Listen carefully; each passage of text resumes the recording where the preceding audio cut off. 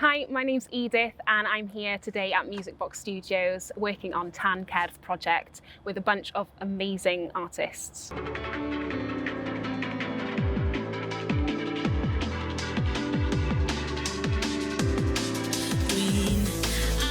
So yeah, dwi yma at Music Box, dwi'n gweithio ar track newydd, anthem newydd Cymraeg, drum and bass ar gyfer y Senedd, a dwi wedi bod yn cydweithio efo Lily Beau. Da ni wedi bod yn anfon traciau nôl ac ymlaen dros WhatsApp a wedi bod yn adeiladu'r anthem yma.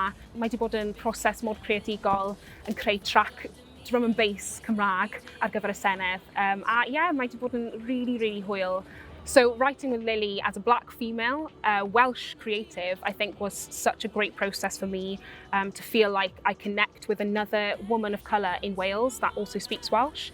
So I think that was such a joyous part of this project and has really kind of shaped the song as well.